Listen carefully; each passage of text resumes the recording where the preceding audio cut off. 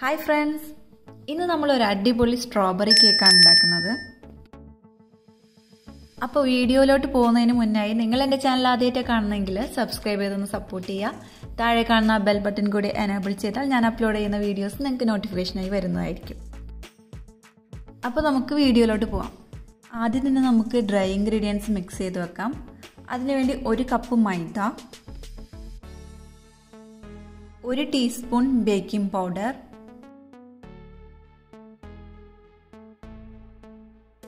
1/4 teaspoon baking soda, 1/4 teaspoon ഉപ്പ്. ഇതെല്ലാം കൂടി നന്നായി മിക്സ് ചെയ്ത് വെക്കാം. ഈ ബേക്കിംഗ് പൗഡറും ബേക്കിംഗ് സോഡയും മൈദയിൽ നന്നായി മിക്സായി കിട്ടണം.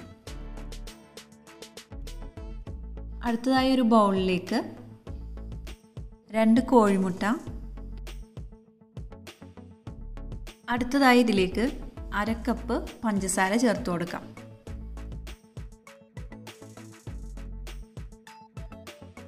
നല്ലതുപോലെ ബീറ്റ് ചെയ്തെടുക്കാം.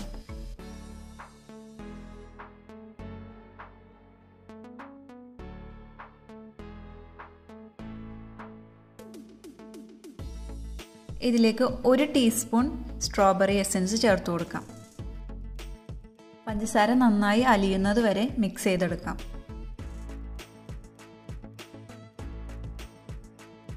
അടുത്തതായി ഇതിലേക്ക് 1/4 കപ്പ് ഓയിൽ ചേർത്ത് കൊടുക്കാം.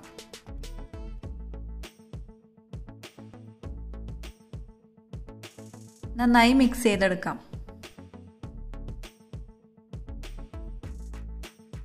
അടുത്തതായി ഇതിലേക്ക് 1/4 കപ്പ് പാല് ചേർത്ത് കൊടുക്കാം. പാലെടുക്കുമ്പോൾ റൂം ടെമ്പറേച്ചറുള്ള പാല് വേണം എടുക്കാൻ.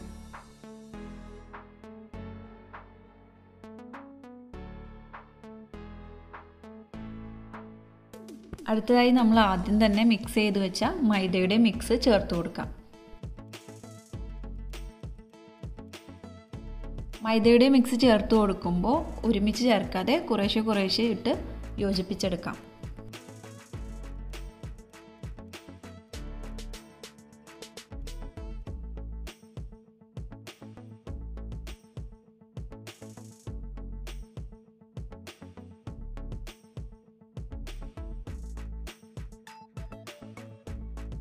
നിങ്ങൾക്ക് ഈ ഒരു സമയത്ത് പിങ്ക് കളർ വേണമെങ്കിൽ യൂസ് ചെയ്യാവുന്നതാണ്.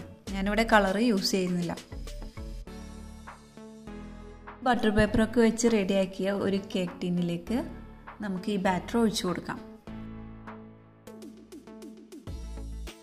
150 ഡിഗ്രിയിൽ 5 മിനിറ്റ് പ്രീ ഹീറ്റ് ചെയ്ത ഓവനിൽ വെച്ച് 40 മുതൽ 45 മിനിറ്റ് വരെ നമുക്ക് ബേക്ക് ചെയ്തെടുക്കാം. കേക്ക് ബേക്കാവുന്ന നേരം കൊണ്ട് നമുക്ക് ക്രീം റെഡിയാക്കിയെടുക്കാം. ഒരു ബൗളിലേക്ക് 1 കപ്പ് വിപ്പിംഗ് ക്രീം ചേർത്ത് കൊടുക്കാം. ഇത് നന്നായി ബീറ്റ് ചെയ്തെടുക്കാം.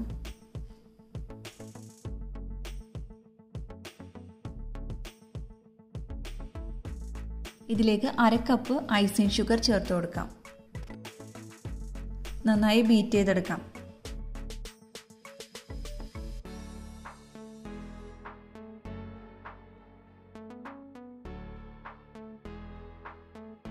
അടുത്തതായി 1 ടീസ്പൂൺ സ്ട്രോബെറി എസൻസ് ചേർത്ത് കൊടുക്കാം.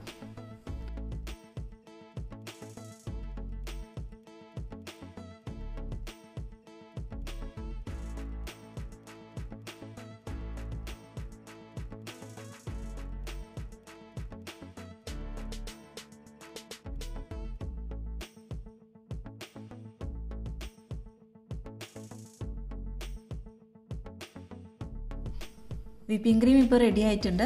ഇത് അടച്ച് ഫ്രിഡ്ജിലേക്ക് മാറ്റാം. അടുത്തതായി നമുക്ക് സ്ട്രോബെറി ക്രഷ് റെഡിയാക്കിയെടുക്കാം. അതിനുവേണ്ടി ഞാൻ കുറച്ച് സ്ട്രോബെറി എടുത്തിട്ടുണ്ട്. അത് ചെറിയ പീസായി കട്ട് ചെയ്തെടുക്കാം.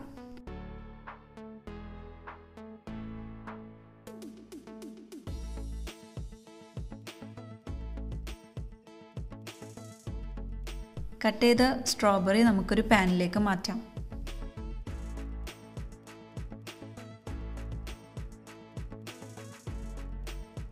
ഇതിലേക്ക് 1/2 കപ്പ് പഞ്ചസാര ചേർത്ത് കൊടുക്കാം. ഇതിലേക്ക് എക്സ്ട്രാ വെള്ളം ചേർത്ത് കൊടുക്കേണ്ട ആവശ്യമില്ല.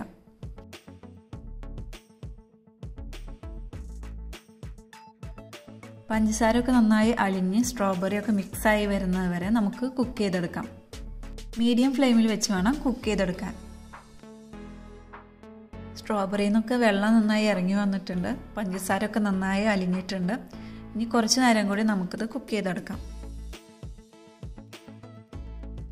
ഇപ്പോൾ ഇത് റെഡി ആയിട്ടുണ്ട്. നിങ്ങൾക്ക് ഇങ്ങനെ വേണമെങ്കിൽ ഇത് ഉപയോഗിക്കാവുന്നതാണ്. ചൂടാറിയതിന് ശേഷം ഇതൊന്ന് അരിച്ചിട്ടാണ് ഞാനിത് ഉപയോഗിക്കുന്നത്. നമ്മുടെ കേക്ക് ഇപ്പോൾ നന്നായി റെഡി ആയിട്ടുണ്ട്. ഞാൻ ചൂടാറിയതിന് ശേഷം 2 ലെയറായിട്ട് കട്ട് ചെയ്ത് വെച്ചിട്ടുണ്ട്. ഇനി നമുക്കിത് ഷുഗർ സിറപ്പ് വെച്ച് വെറ്റ് ചെയ്തെടുക്കാം. ഷുഗർ സിറപ്പ് കേക്കിൽ നന്നായി അപ്ലൈ ചെയ്ത് കൊടുക്കണം, എന്നാൽ മാത്രമാണ് കേക്ക് നല്ല സോഫ്റ്റ് ആയിട്ട് കിട്ടുള്ളൂ.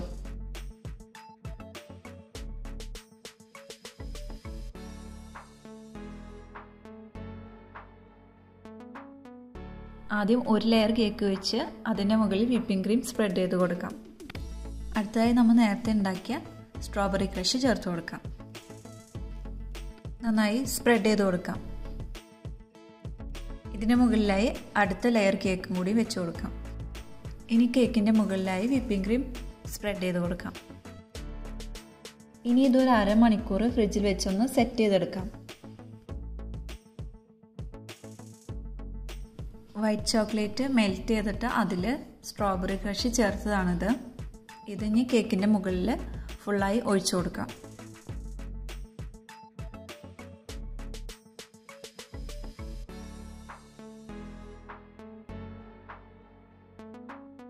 ഇത് സ്പ്രെഡ് ചെയ്ത് കൊടുക്കേണ്ട ആവശ്യമില്ല. അല്പസമയം വെച്ചാൽ തന്നെ എല്ലായിടത്തും ഒരുപോലെ തന്നെ സ്പ്രെഡായി കിട്ടും. ഒരു പൈപ്പിംഗ് ബാഗിൽ കുറച്ച് സ്ട്രോബെറി ക്രഷ് വെച്ച് നമുക്കിതിൻ്റെ മുകളിൽ ഇതുപോലെ ലൈനാക്കി വരച്ചു കൊടുക്കാം. ഇനി ഒരു നൈഫോ സ്ക്യൂറോ വെച്ച് നമുക്കിതുപോലെ ഡിസൈൻ ചെയ്തെടുക്കാം.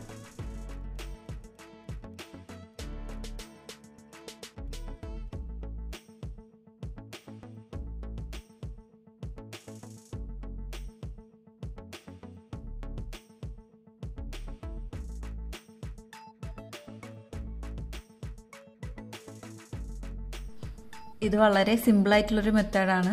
ആർക്ക് വേണമെങ്കിലും ഇത് ചെയ്തെടുക്കാവുന്നതാണ്. കുറച്ച് സമയം ഫ്രിഡ്ജിൽ വെച്ചൊന്ന് സെറ്റ് ചെയ്തെടുക്കാം. ഇനി ഇതിന് മുകളിൽ നമുക്ക് ഇഷ്ടം പോലെ ഡെക്കറേറ്റ് ചെയ്തെടുക്കാം. ഞാനിവിടെ സ്ട്രോബെറി തന്നെയാണ് വെച്ച് കൊടുക്കുന്നത്. വിപ്പിംഗ് ക്രീം വെച്ചിട്ടാണ് ഞാനിതിൽ എഴുതുന്നത്.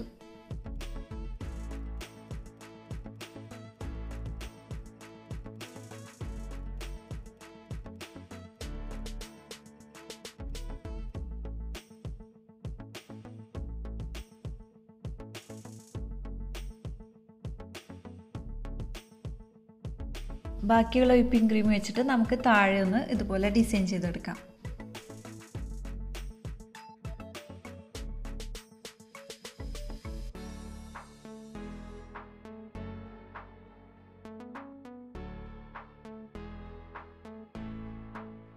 അപ്പോൾ നമ്മുടെ വളരെ ടേസ്റ്റി ആയിട്ടുള്ള സ്ട്രോബെറി കേക്ക് റെഡി ആയിട്ടുണ്ട്. നിങ്ങൾക്കിത് എളുപ്പം ചെയ്തെടുക്കാവുന്നതാണ്. അപ്പോൾ ഇന്നത്തെ ഈ സ്ട്രോബെറി കേക്കിൻ്റെ വീഡിയോ എല്ലാവർക്കും ഇഷ്ടപ്പെട്ടു എന്ന് വിചാരിക്കുന്നു. ഇഷ്ടപ്പെട്ടാൽ ലൈക്ക് ചെയ്യാനും കമൻറ്റ് ചെയ്യാനും ഫ്രണ്ട്സുകൾക്ക് ഷെയർ ചെയ്യാനും മറക്കരുത്. അപ്പോൾ നമുക്ക് ഇനിയും ഇതുപോലുള്ള അടിപൊളി വീഡിയോസായിട്ട് വീണ്ടും കാണാം. താങ്ക്